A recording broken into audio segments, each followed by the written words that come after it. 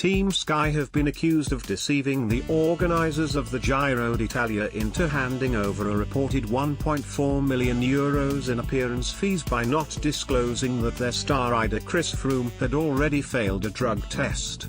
According to the Giro race director, Mauro Vignai, Dave Brailsford's team entered into negotiations over Froome's appearance in the Giro knowing the rider had returned an adverse finding from a urine test on his way to winning the Vuelta a España in September last year. Sky secured a hefty fee for the 4-time Tour de France winner and a support team to contest the Giro, which begins on Friday in Jerusalem, the first time the race has travelled outside Europe.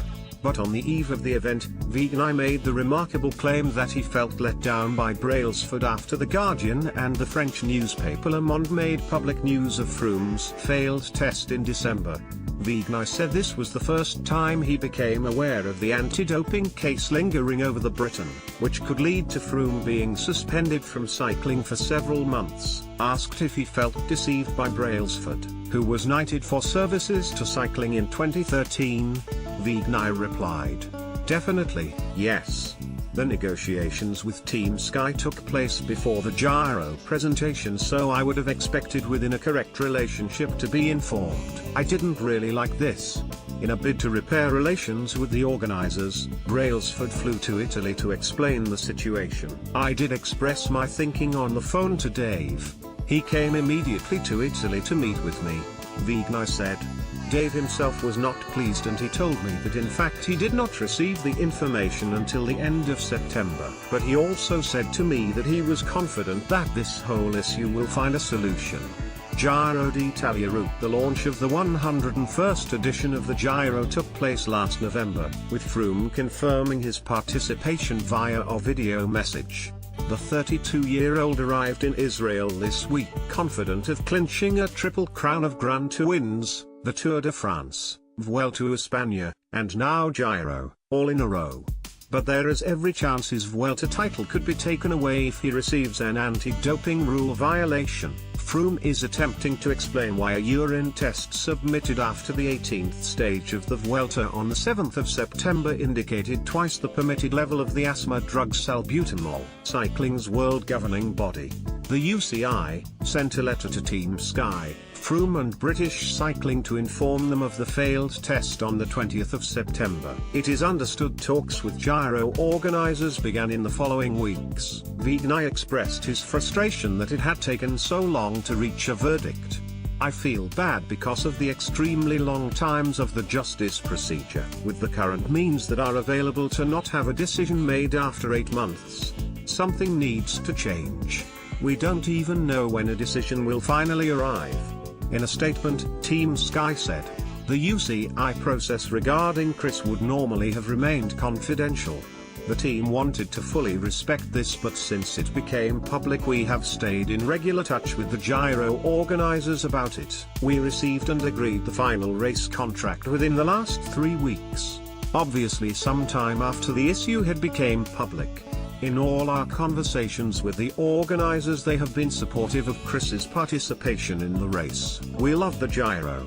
We are honoured to be competing at it and we can't wait for it to start." The extent to which Froome's participation has dominated the build-up to this race was enforced in the pre-race press conference. It took 33 minutes before any rider other than Froome or any of the other 21 teams competing here was discussed. "Thank you for someone who recognizes that it is not just Chris Froome at the Giro," an exasperated Vignai said. Froome's principal rival in the next few weeks is likely to be Tom Dumoulin. The Dutch defending champion has had a tumultuous start to the season, but Vignai intimated that a victory for Dumoulin would be better than if Froome triumphed in Rome on the 27th of May. "As organizer, I don't really support any rider specifically, but let me add that Tom is a nice character," Vignai said. "He's young, he's handsome, he is good for cycling as a whole. Also as an athlete he is a good performer. Let's say that it would be really a good outcome for the Giro."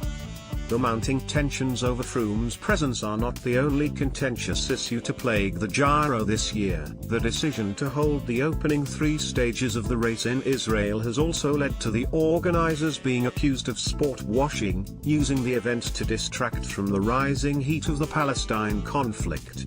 The team presentation on Thursday evening took place on a giant pink stage in Jerusalem's Safra Square, with smoke cannons and disco lights, introduced by the supermodel Bar Raffaele.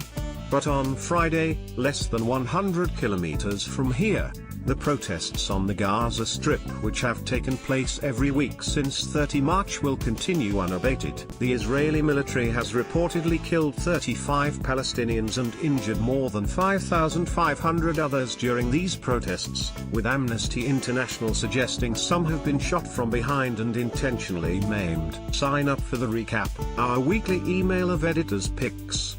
The tensions mean that an unprecedented police presence will be deployed along the route.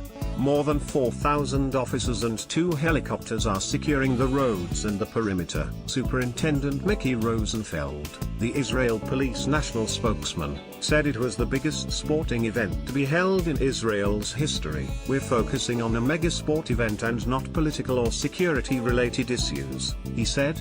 But we are taking no chances. Our units will be at the right place at the right time. We are coordinating with border police, undercover units, special patrol units, and our assessments will be made as events unfold. But no rider has personally expressed any misgivings about coming to Israel, as far as we know. Quick guide: Tom Dumoulin, the Dutchman, is attempting to defend the pink jersey he won in thrilling style, overturning a 53 seconds deficit to secure victory on the final day of the 2017 edition of the Giro. Riding for Team Sunweb, he is supported by 2 of the riders who helped him to success, but has endured a tumultuous start to the season, plagued by mechanical issues in the Abu Dhabi Tour and abandoning the Tirreno Adriatico after crashing several times. Thibaut Pinot, after attempting the Giro and Tour double last season, the Frenchman will tackle the same challenge once again, hoping for a better result.